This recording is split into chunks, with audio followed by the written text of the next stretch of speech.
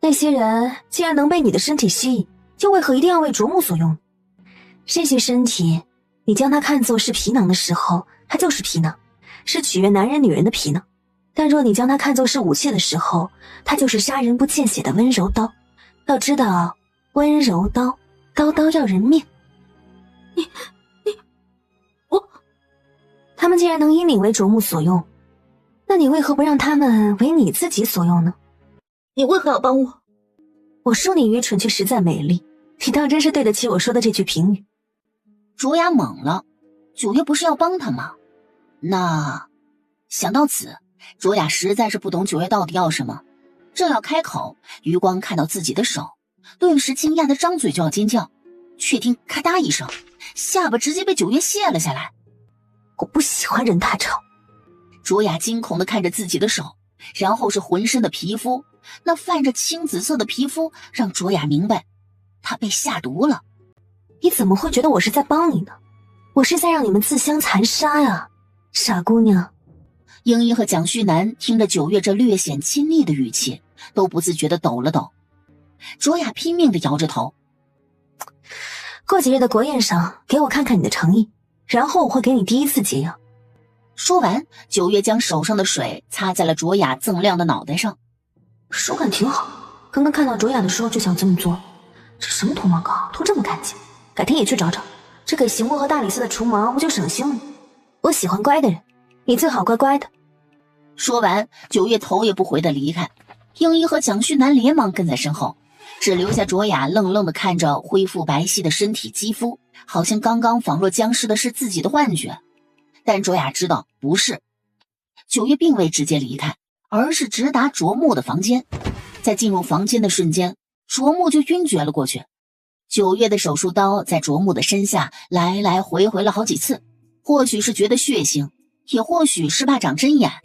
九月敢用银针在卓木身上扎了几针，随着那犹如细毛一样的银针没入卓木的身体，然后消失不见。英一和蒋旭南觉得浑身的汗毛都立起来了。公主她，那到底是什么东西？怎么直接就消失了？哦，你说牛毛针啊，流血管里去了。他会如何呀？北蛮的人不是想让楚家断子绝孙吗？正好让他们也尝尝。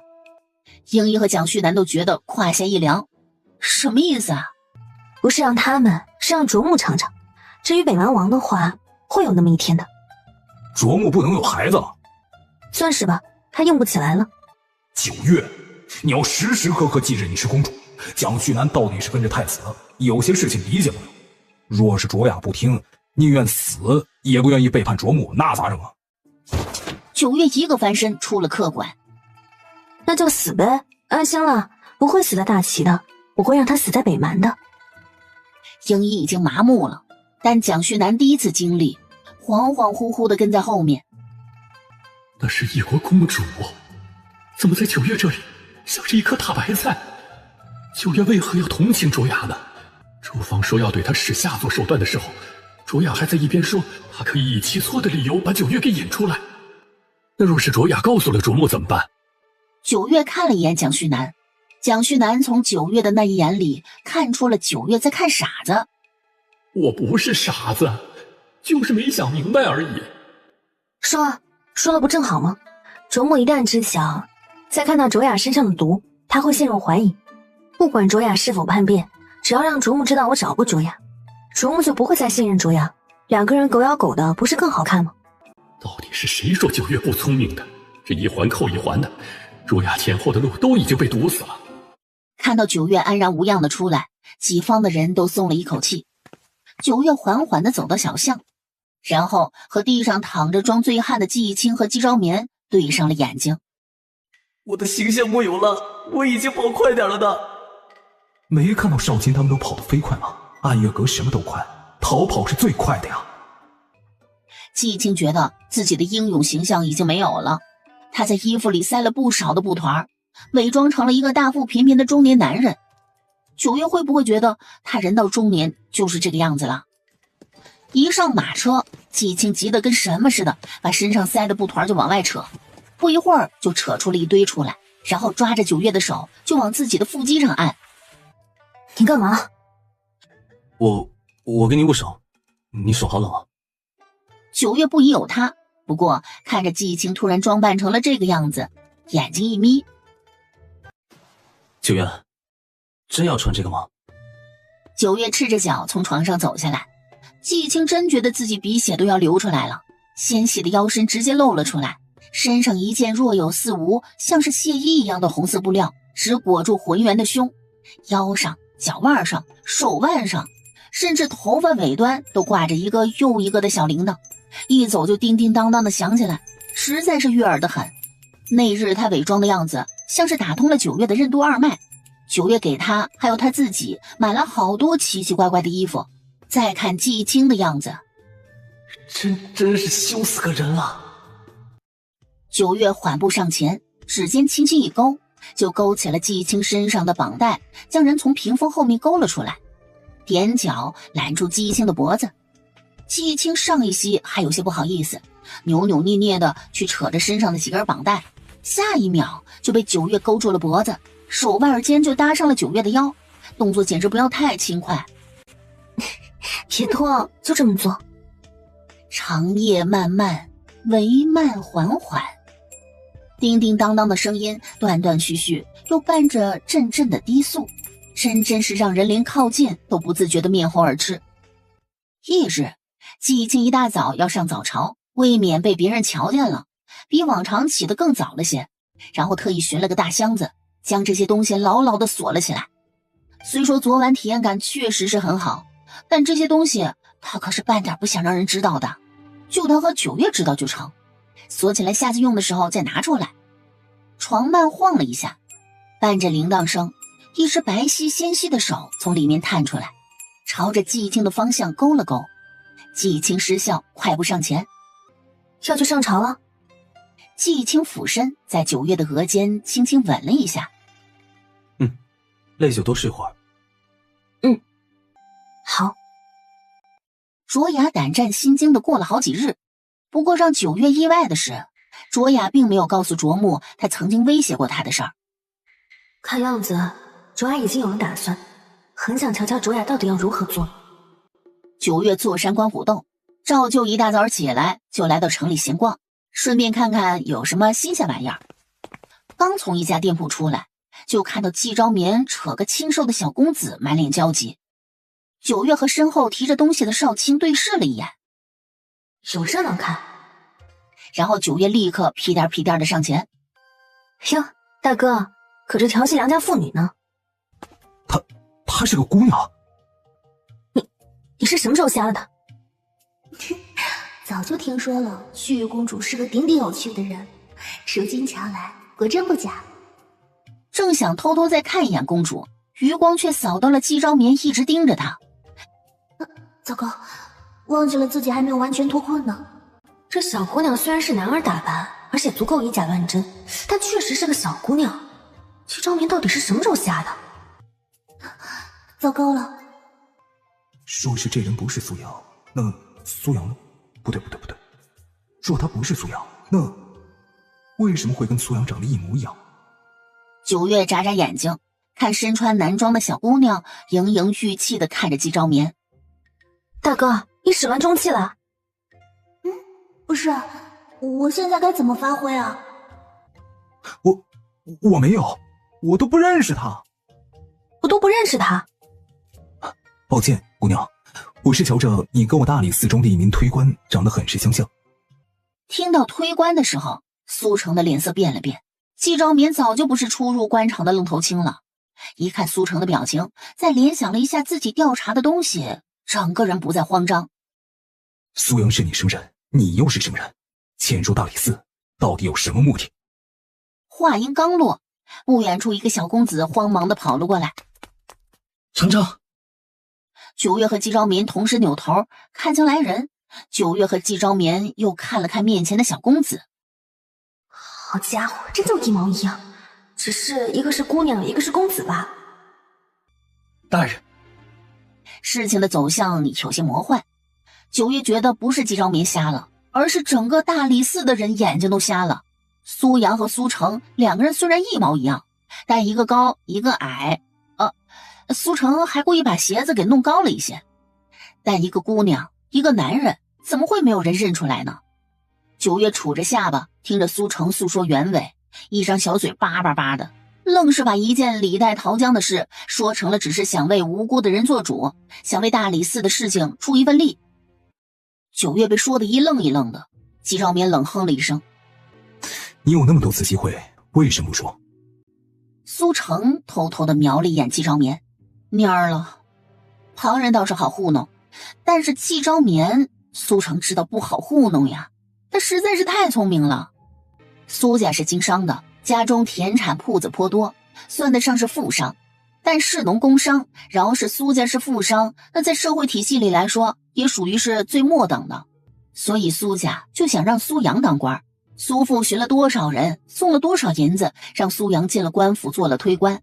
奈何苏阳对审案办案子那根本就不在行，一直都是苏成暗地里多方寻找线索什么的。孰料苏成出色的办案能力，让苏阳莫名的入了大理寺的眼，紧接着人就被调到了大理寺，然后就被季昭民给发现了。我在一开始是觉得这推官2种笔记怕有人弄虚作假，弄出冤假错案来，后来发现是苏阳坚守的案件，不管是证据证词证人口供都十分的完美，便起了些爱才之心，有心提拔一把。谁知每次跟他说起案子的事情，有些时候他头头是道，有些时候支支吾吾。我以为他是因为太优秀但一直不升官，所以有些抵触情绪，便想找他好好的说道说道。我虽不是大官，但是对一个推官的升职还是能够说得上话的。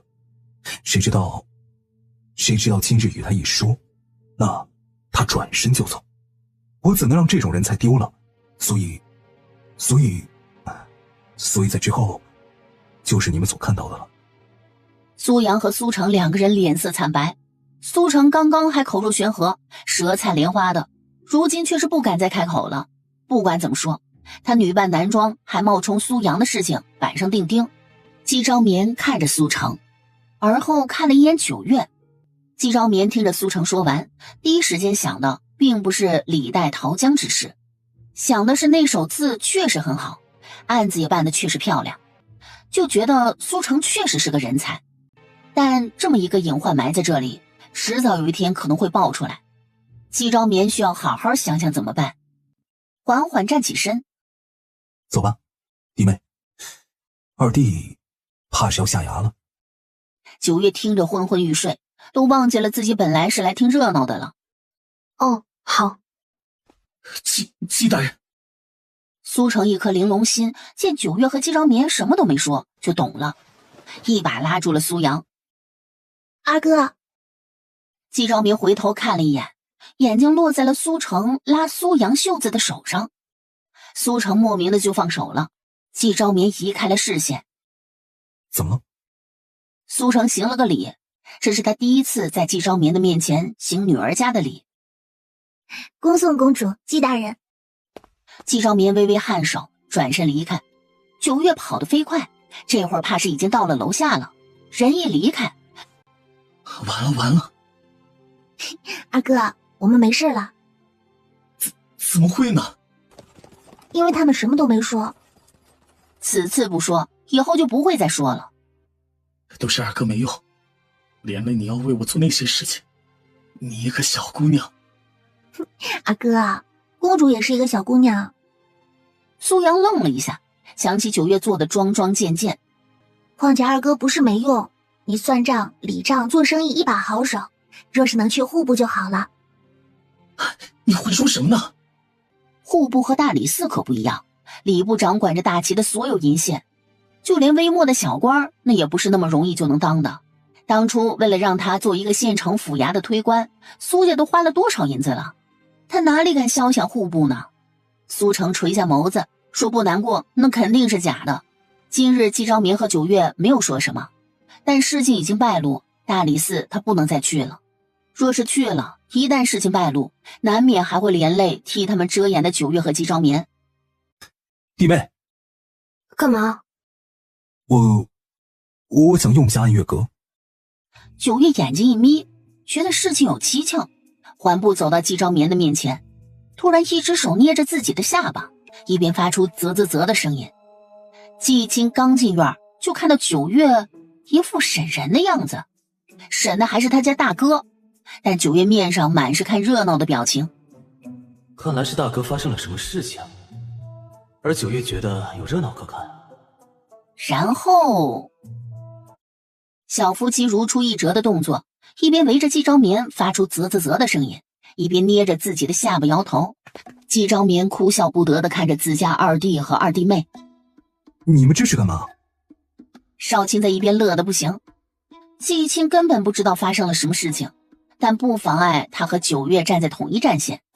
九月立刻和季青咬耳朵讲悄悄话，就是这样讲悄悄话的声音，怕是站在他们5步外的少卿都听到了。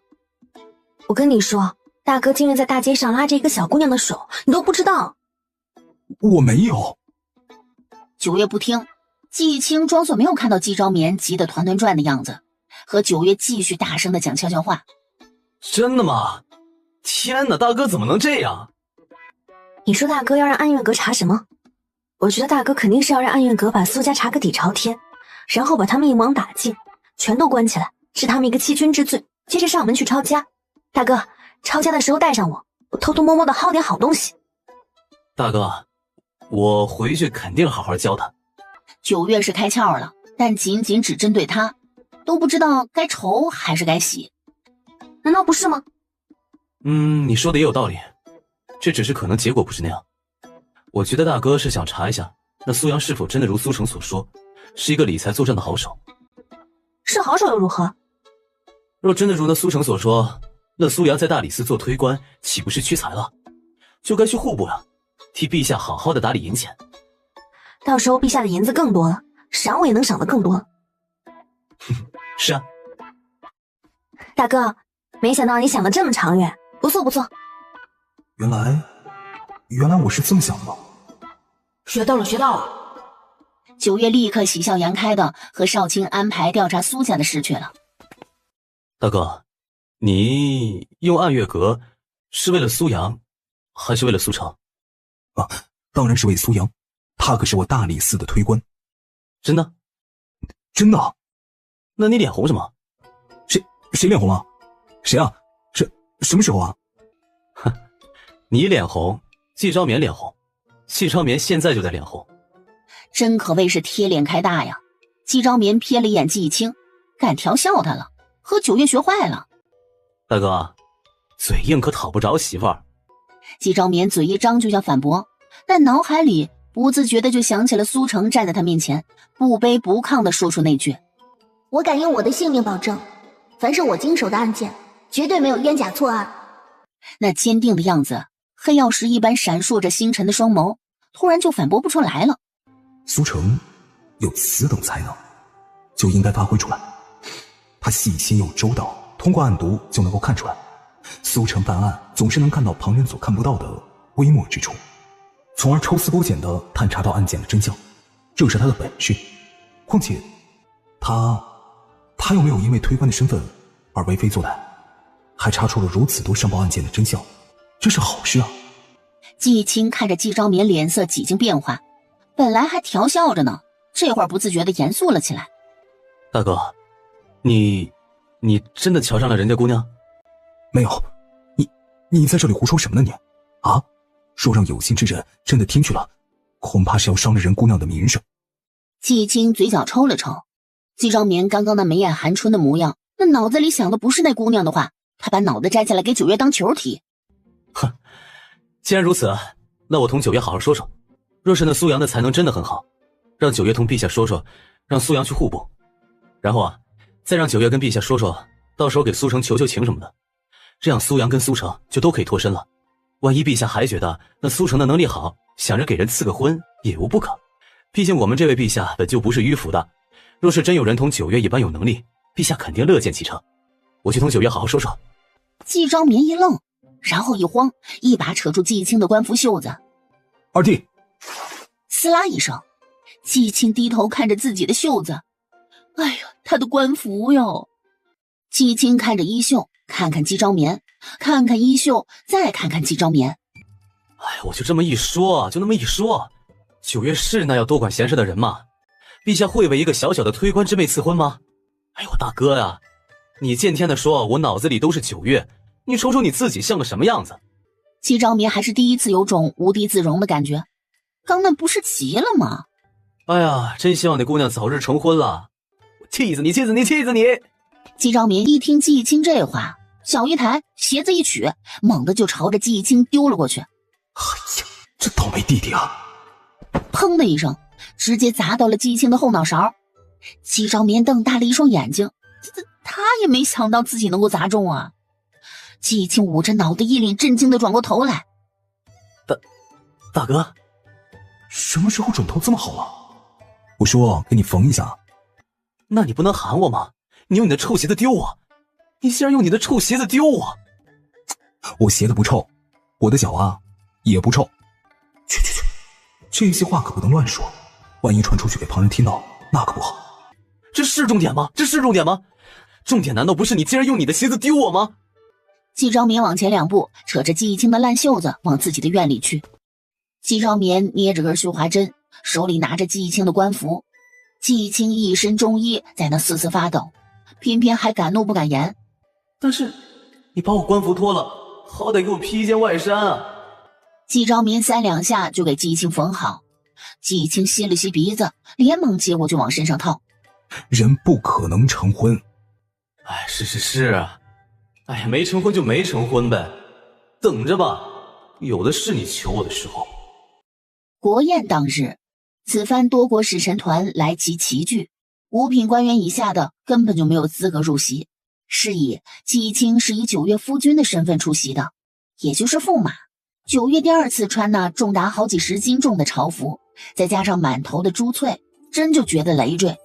头上叮叮当当的全是各种公主规制的首饰珠宝，身上每一件东西雍容华贵，价值连城，全是冯元帝送来的。这该死的沉甸甸的宠爱。对面就是太子的位置，九月气鼓鼓地看着太子。为什么男子的朝服就不会有这么多的东西？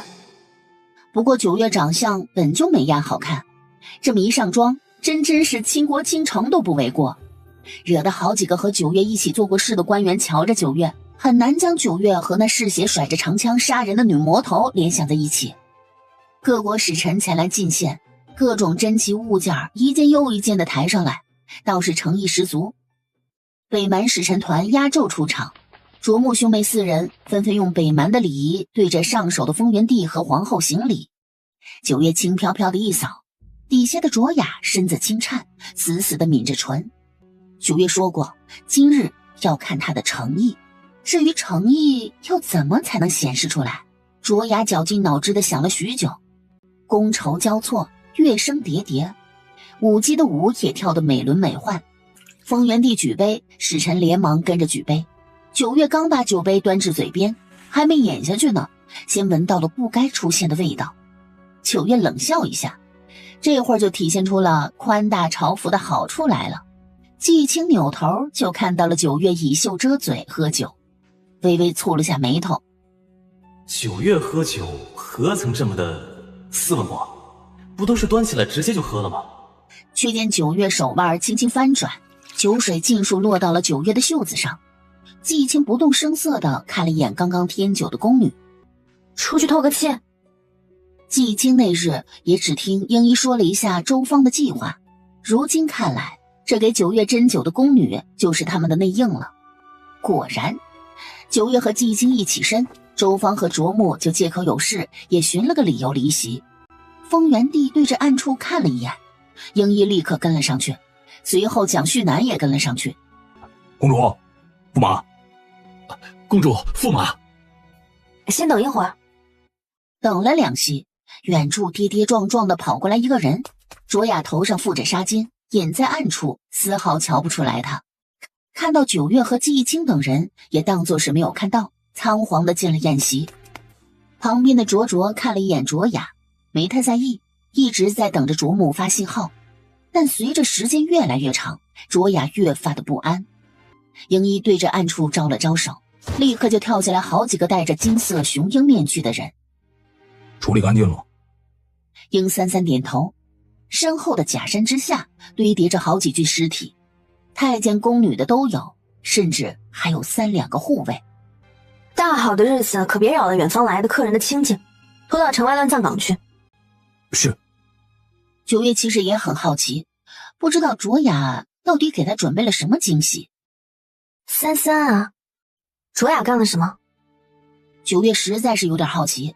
殷三三抬眸看了一眼殷一，主要是季青也在这儿，他怎么说得出口？席上因为风元帝连连和北蛮使臣说话，但真正能做主的卓木却是不在，惹得周边好几个使臣团的人在那小声的蛐蛐卓木。真是有些太目中无人了，这还是在大齐的地盘上呢。这是不把大齐的风元帝看在眼里了。灼灼屡屡地看向了门口，但一直不见有人前来，心里也隐隐的不安。为了一个风元帝封的民间公主，这般兴师动众，真的值得。周方的计划就是让九月在大庭广众之下失身于卓木，为这两国的安定，也为了九月的名声，卓木会勉为其难接受二嫁的九月公主为妾。也不怪英仪和蒋旭南觉得卓木和周方疯了。虽然公主在历朝历代就是政治牺牲品，但九月可不是他招惹得起的。一个小太监惊慌失措地跑进宴席，眼睛屡屡看向北蛮使臣团的方向。参见陛下。拖下去！惊慌失措的成何体统？北蛮怎么了吗？又有人急匆匆地进来禀报。李丰得了传达，到丰元帝的耳边小声说话。成何体统？丰元帝本来只准备自己亲自去看看，顺便让北蛮给个说法，结果各国使臣都是八卦的，最后就变成了一群人浩浩荡荡地跟在了丰元帝的身后。季青真是无奈至极，真是什么都挡不住九月要看八卦的心。卓雅哭哭啼啼地跟在卓卓的身后，卓卓脑子疯狂运转。此番事情肯定是大事，卓木来大齐本就是为他自己增加筹码，但是如今瞧来，卓木已经办砸了不少事了。回去之后，恐怕是会彻底惹得父皇厌弃。既然如此，不管卓木今日在大齐皇宫干了什么，做了什么，太子之位绝不会让卓木坐上。虽然有些阴毒，但若是真的能够将卓木彻底的踩下去，我也不在意丢人丢到国外去。毕竟事情是卓木做的，就看我如何力挽狂澜了。青梅，大哥能为你做的，我也能为你做。这是在拉拢我，还没有见到卓木呢，还不知道事情是否有转圜的余地。卓卓却是已经打算好要将卓木彻底的拉下。明明明面上卓卓可是一直支持卓木的，这就是一母同胞的兄弟吗？这就是北蛮皇室。明面上的兄友弟恭，但只要有那么一丁点的机会，就会不遗余力的落井下石，丝毫不顾及这是在大齐，不顾及北蛮会在周边列国没理。他也根本不在意这些，他竟然要借着这么多人在这，彻底坐实卓木的罪行，让卓木再也和皇位无缘了。迎面的就是北蛮的几个精英护卫，这牢牢守着偏殿院子的架势，真就把这里当自己家了。丰元帝看似走得不急，其实脚步迈得又快又稳，他就怕赶不上热闹。真和九月扯上关系的事情，就没有一件不让他震惊的。要不是他大开方便之门，卓木和周芳怎么会成事儿？护卫头头一眼就看到领头的竟然是丰元帝，很是愣了一下，然后再看到丰元帝身后正笑着龇牙咧嘴的九月时，敏锐的觉得事情怕是和他们当初预想的很是不一样啊。刚要开口行礼，英一哐的一声直接抽出了长刀，架到了那护卫的脖子上。陛下，这就是大齐的待客之道吗？九月才不管这些呢，他要看热闹。知道自己是客，还在主人家肆意妄为，有些人哪配做什么客？说着一脚将门给踹开，几个贴在墙角几乎和黑暗融为一体的鹰眼悄无声息地离开。他们在这儿就是防止里面那两位事情没办完被护卫破坏了。随后一幕，要不是场合不允许，场合不允许，九月也约了。辣眼睛，真的太辣眼睛了。周芳在下，卓木站着，然后莫名其妙的，整个偏殿都安静了下来，只听得到啪啪啪的声音。北蛮团只觉得天都塌了。卓卓料想了100种卓木做的事儿，甚至连卓木要刺杀丰元帝的这样荒唐的想法都有了。结果却没有想到卓木和周芳竟然是，这不仅仅是丢脸了，这简直是直接把整个北蛮的脸面踩在脚下来来回回的摩擦。还不快把他们给拉开！九月一听，屁颠屁颠就要上前，然后被季青死死地拽住手臂。祖宗啊，这种热闹真的没有必要贴上去看，不觉得眼睛生疼吗？拿下周芳！陛下，底下那人名为周芳，自是擅长用毒，皇兄到现在都不甚清醒，许是这周芳对我皇兄用了毒。这周芳是何人？是皇兄的手下。这是要把这件事安在北蛮的头上了，毕竟那周芳可是卓木的人。九月似笑非笑地看了卓雅一眼。有些人啊，真到了生死存亡之际，什么家国大义、忠君爱国，全都抛到了脑后。不过，我很喜欢卓雅送的这份礼物。瞧瞧，老登大概也觉得很满意吧？没见他嘴角都快要压不住了。这件事，你们最好想想怎么说。卓卓狠狠地瞪了一眼卓雅，多好的将锅甩给大齐的机会啊！被卓雅一句“周芳是卓木的手下”给彻底击碎了。皇兄是不是失心疯了呀？北蛮的人很清楚，这肯定就是卓木自己想要算计旁人，结果却被人给算计了。既然如此，使臣们互相看了看。大皇子确实是神志不清，已然疯魔，所以才行事荒唐。还望封元帝看在两国交好的份上，别同一个疯子计较。那卓木敢在大齐皇宫行此荒唐之事，分明就是不把我大齐放在眼里。要打架吗？正好寻不到由头，那就来打呀！瞬间，封元帝就把北蛮人给扣了。虽说自古以来就有两军交战不斩来使的说法，但没说不准扣啊。就看北蛮愿意出什么筹码来把这些人赎回去了。反正要么赔东西，要么就打架。北蛮皇帝老儿，你看着办吧。赔不到我满意的，那就试试喽。当然了，不只是北蛮，若是有那想不开的，觉得他皇宫戒备如此松懈，竟能让卓木进到宫里来为非作歹，然后挑衅一二，那就最好快点来。他正好不知道该怎么寻个理由扩展版图呢。九月根本就没有想的那么长远，就只是伸着脖子看着卓木一个高高在上的皇子被人像拖死狗一样的拖了下去。这种时候怎么能不让卓木清醒过来呢？不让他亲眼看看自己闯了多大的祸，他就不知道有些人注定是他不能惹的存在。眼看卓木还张着嘴巴大声的嚎叫着，九月手里掐着一粒解毒丸，咻的一声弹进了卓木的嘴里。卓木险些被这么一粒解毒丸给卡死，撕心裂肺的咳嗽，但赤红的眼睛逐渐变得清明。周芳在离他不远的地方扭动身躯，刚刚发生的那一幕幕逐渐涌入了卓木的脑海。为什么会发生这样的事情？我明明不是这么安排的。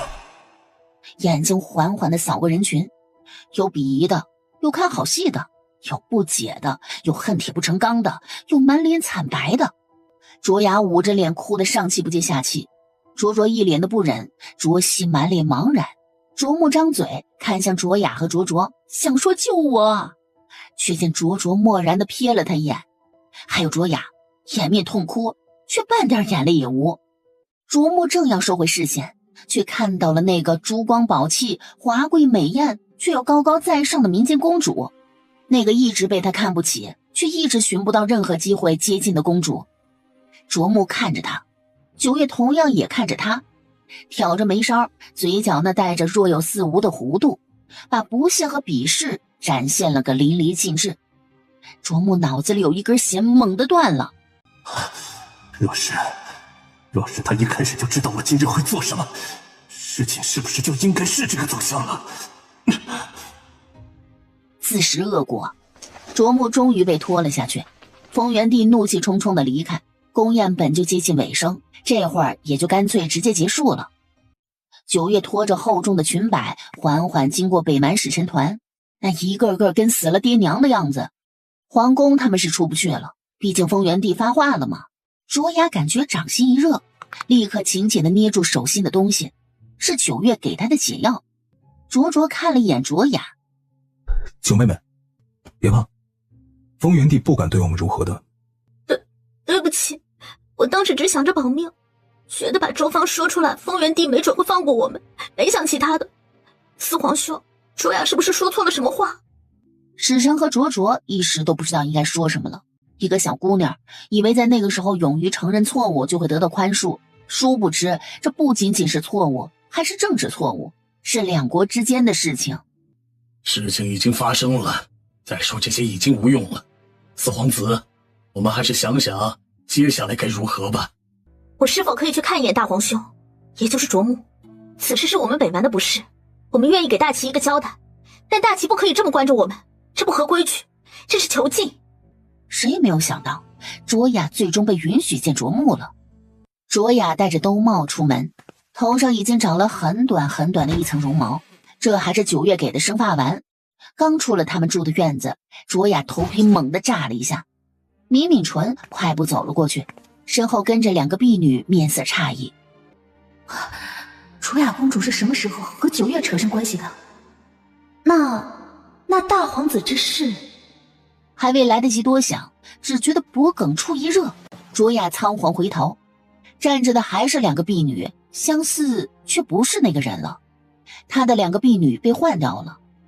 公主勿怪，我们大齐啊，最是喜欢礼尚往来，此番不过是礼尚往来罢了。卓雅如今最后悔的事情，大概就是在城门口之时，听从卓木的吩咐去挑衅9月了，被9月盯上，和被一条吐着蛇信子、不停嘶嘶的毒蛇盯着有什么区别？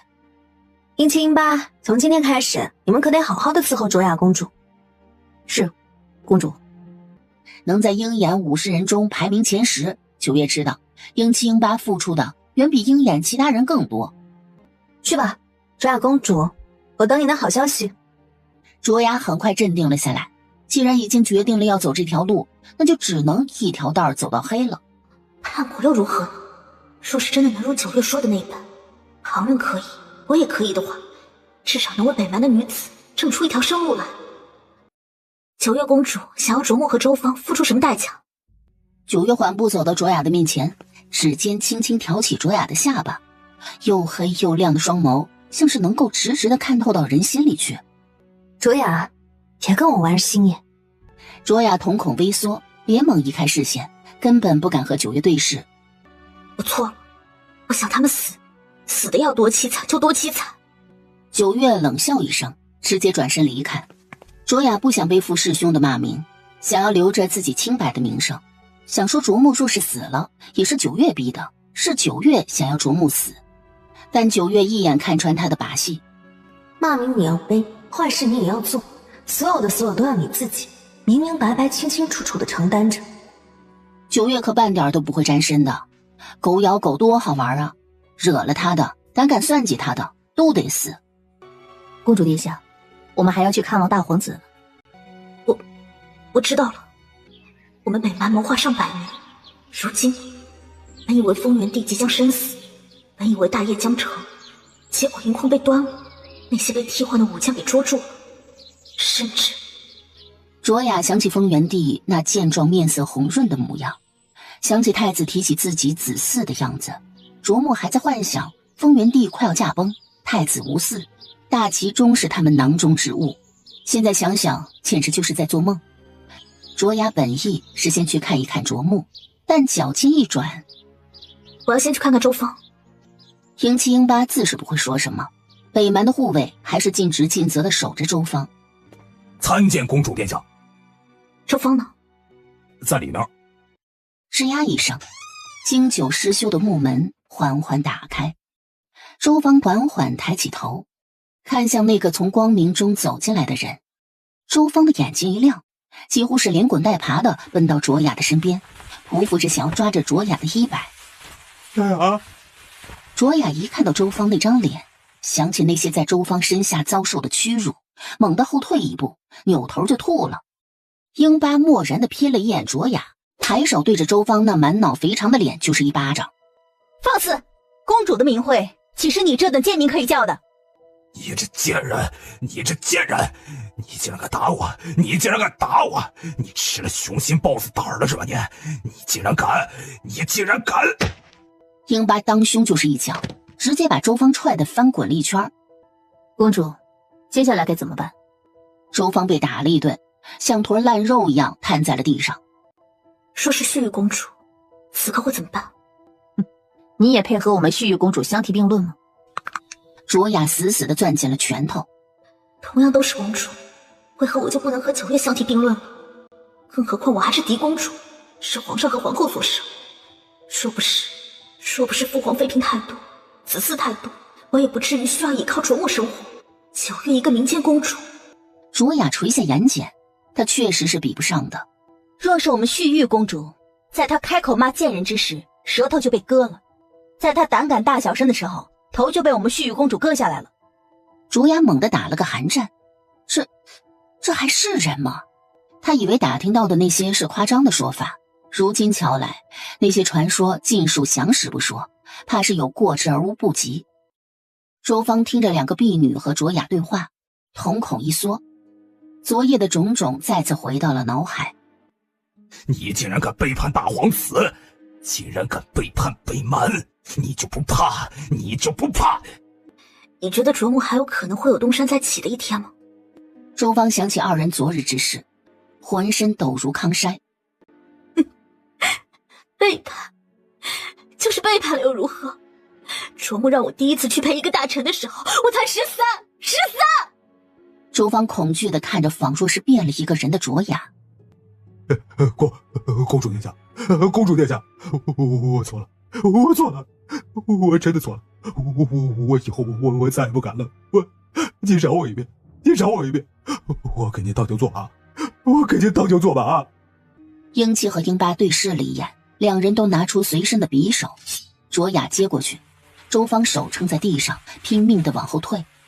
卓雅手里拿着匕首，逼近了周芳。我不会给你这个机会了。英七和英八将周芳按在了地上，卓雅硬生生地将周芳给淹了。我受了这么多年的苦，这才第一日，周芳怎么可以只受这么一点苦呢？不够，怎么都不够。为免周芳告密，卓雅割了周芳的舌头，英七和英八折断了她的手。卓雅双手颤抖着从屋内出来。公主殿下，周芳做了错事，如今大齐虽然还没有说要怎么处置，但总要给他们看一点我们的诚意。护卫懂了，此事全是周芳弄出来的。他们折磨周芳折磨得越狠，大齐才会感受到他们绝不姑息周芳这类人的决心。尽量别让他死了，千万不能死在大齐。卓木呆呆地坐着，脑子里早就浆糊一般，连思考都有些困难。护卫在门口道：殿下，卓雅公主来了。快让她进来。现在这个节骨眼，卓雅竟然还可以到处走动，可想而知她做了多少努力。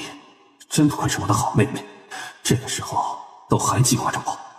待今日事了，以后要对她好一些了，至少周芳这等人就不会再让她去了，别让她和我离心了才是。王兄，小妹妹。卓雅迈步进屋，看到满屋的奢靡，也全然当作看不见，只是自顾自地寻了个位置坐下。王兄可想好此事要如何办了？此事必定要让大齐承担后果，再不济又说是周芳一人所为，我丝毫不知情。风元帝已经查明，你和周芳都中了北蛮特有的药。那又如何？就算是自作自受又如何呢？若是他们查明你要把那药用在絮玉公主的身上，又该如何？王兄，你真的还看不清楚形势吗？你是不是真的知情又如何呢？风元帝真的如你们所想的那般油尽灯枯了，大齐真如你们设想的那般断子绝孙了。卓雅，王兄，这里只有我们，你在担心什么？王兄，其实还有一个法子能够很好的解了北蛮这次的危机。什么法子？你死在大齐皇宫。卓雅，你可知道你自己在说什么？王兄，我很清楚自己在说什么。此外，你做了这等错事，让北蛮在所有的国家面前丢了大脸，更因此得罪了大齐，这本就是罪无可恕。就算你能安然无恙的回到北蛮又如何？父皇不可能会饶了你。那件事本不是我。不管事情一开始的设想是什么，但结果就是如我所说，你成了北蛮的罪人。现在双方正在协商，北蛮现如今说是在大齐皇宫做客，但谁又看不出来我们是被软禁了？与其北蛮和大齐商量出个什么章程来让我们回北蛮，不如你死前写下血书，说你是被大齐的人逼迫的，说你在大齐被屈打成招，说你死不足惜，也要让天下人看清大齐皇宫的真面目。这样我们北蛮千里迢迢来做客，却被迫害，所有国家都会站在北蛮这一边，替我们声讨大齐。父皇肯定会感念的，可能还会在你死后立你为太子，会说北蛮有你这样的太子本是众望所归。谁知道被大齐给暗害了，把这件事全部栽赃在大齐的头上，说这件事本就是他们自导自演的一出戏，你是受害者。你疯了！皇兄为何要这么说呢？你想想，父皇和北蛮的使者，若是没人告诉我，我又怎会到这里来呢？死一个小小的周芳，可半年都不够。大齐可不会承认此事是周芳所为，他们会说是北蛮故意挑衅，说你也不过是北蛮皇帝的一颗棋子，就是为了在这次多国齐和大齐之时故意挑衅大齐，就是想要引起争端。一切就看你如何做了。卓木猛地跌回到圈椅里。是啊，以卓雅那单纯的性子，如何能说出这些话来？肯定是有人教他，或者是告诉他的。卓雅说的一点错都没有。发生了这么大的事，他只会被北蛮抛弃。卓雅看眼药上的差不多了，对着卓木矮了矮身。皇兄自己好好想想吧。不过我想，皇兄约莫是在这里待得太舒适了，早就忘记了自己是北蛮的大皇子，早就忘记了身为北蛮人的气节，早就忘记了你本可能会成为北蛮的太子，北蛮的未来皇帝。卓木双手死死地抓紧圈椅的扶手。所以我就该死吗？皇兄觉得发生了这样的事情，身为北蛮人，身为北蛮的大皇子，你不该死吗？说完转身就走。卓木很快站起身，整理了一下着装。被囚禁，被侮辱又如何？他依然是那个运筹帷幄、睥睨天下的北蛮大皇子。只是如今他需要寻找一个合适的盟友了。去告诉那些人，我有话要同风元帝说。大皇子，怎么，我如今是阶下囚，就连你们都叫不动了？听着英巴所说，九月和端坐在高位的风元帝，连带着被九月的伍子棋弄得焦头烂额的太子都不自觉地笑了。他真这么说的？是。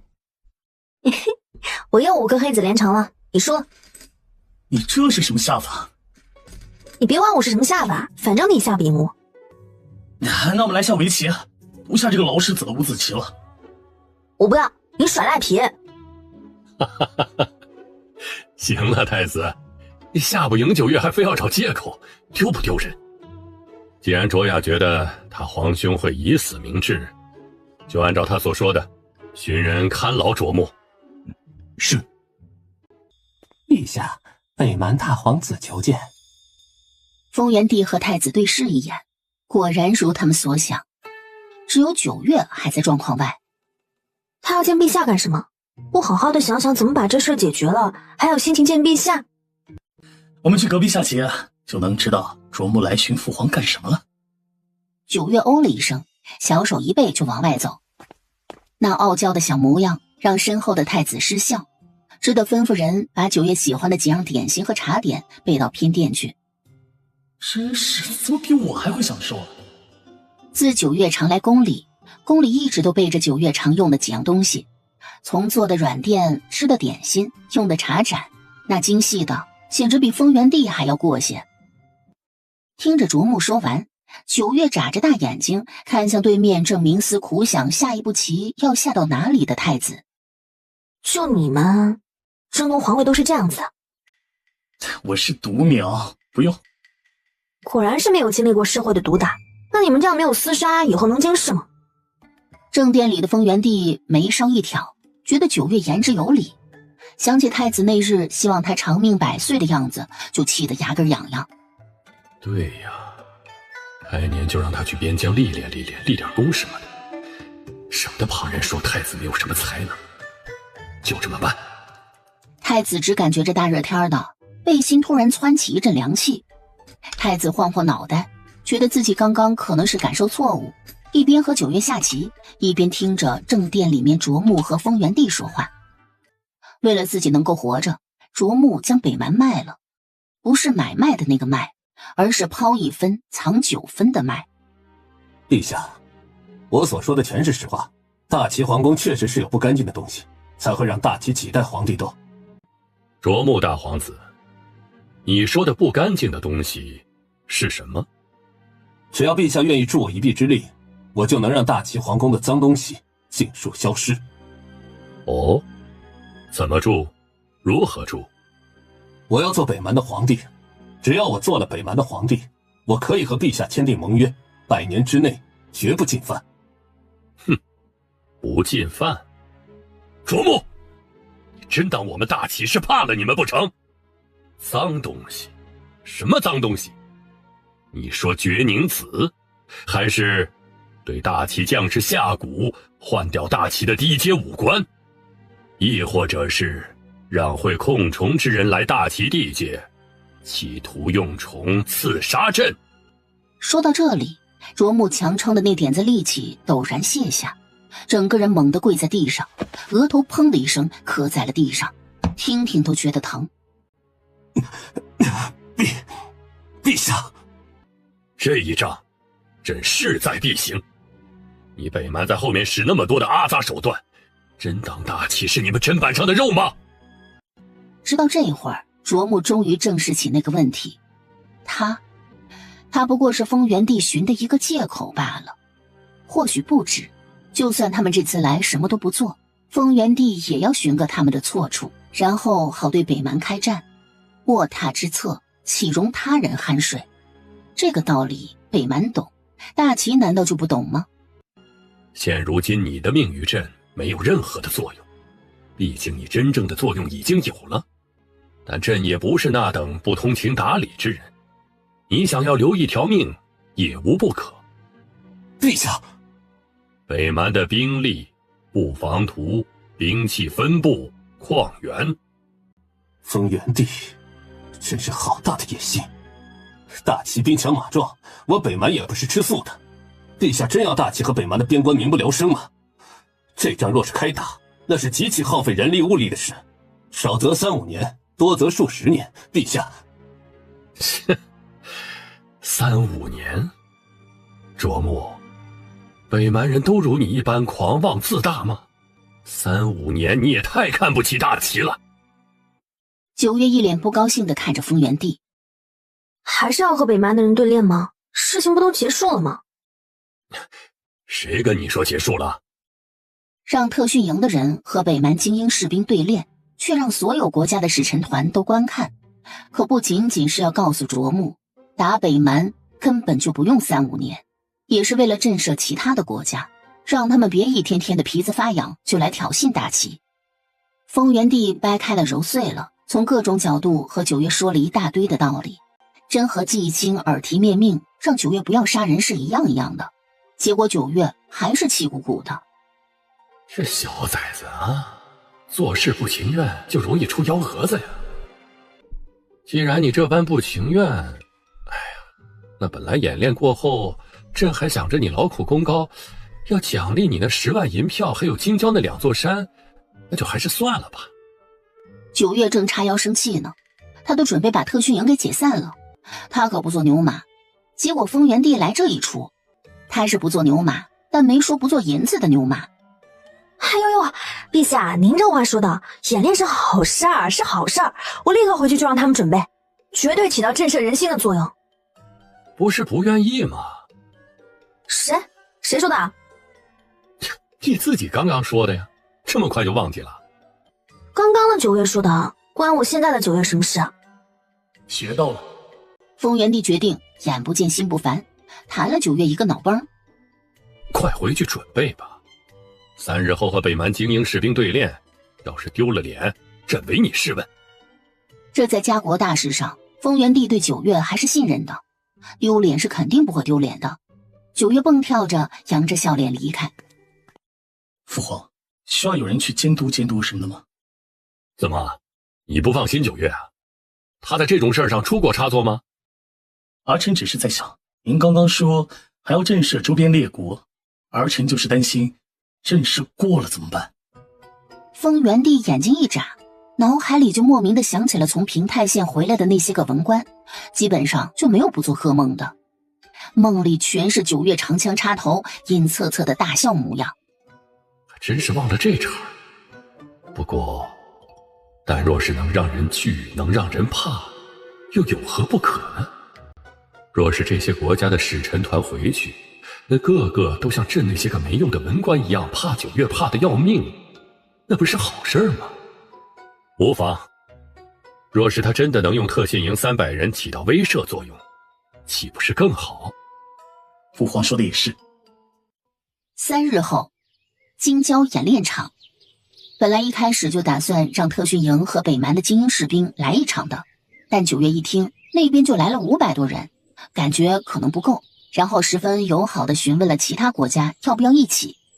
大家一想，若是能让大齐丢个脸也无不可，个个都兴高采烈地同意了。然后莫名其妙的，每个国家都把自己护卫队里面的精英挑选了出来，最后凑了1000人对战9月的300人，再多就不行了，毕竟不是真的打仗。这规模还是小了，想想在现代，那大型阅兵展现国家实力的样子，这300个人拿去塞个牙缝都不够。但也只能这样，这个朝代没有阅兵的概念，更没有对战演练的概念。想到此番对练搞得这么大，沈将军等好几位将军都前来协助。9月是真的不会打仗，但是他会识人牙慧，站在巨人的肩膀上。虽然他在现代因为暗月的原因没有过得多好，但他也知道真正的华夏人过得有多好。他没有大型兵团作战经验，更加不会什么战术，所以他和沈宗生等几位将军说华夏军团最经典的步兵作战方式3-3制。他不懂，但他手足舞蹈地把自己所理解的3-3制讲解了一下。若是这个什么3-3制能够运用到战场上，那岂不是能够少死很多士兵吗？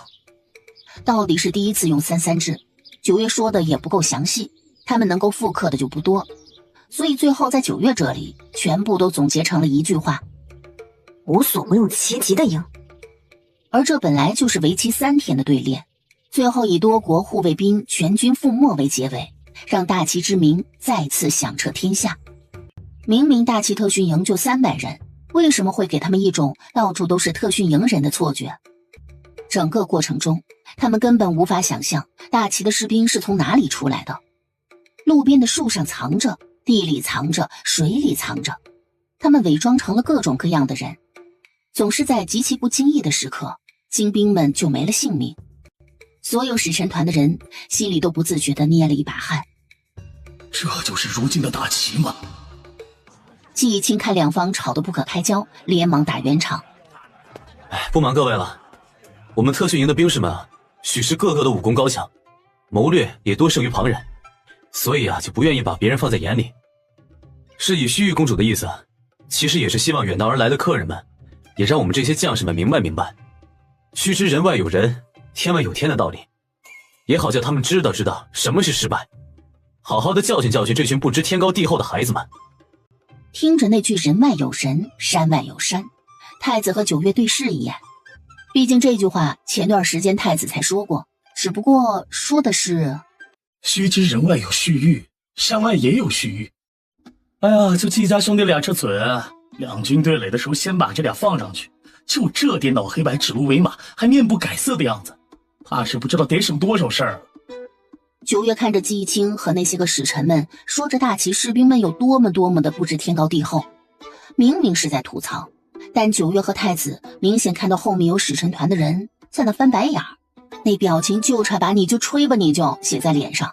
而今对练一事之后，他们更加深刻地意识到人外有须臾，山外有须臾究竟是个什么意思。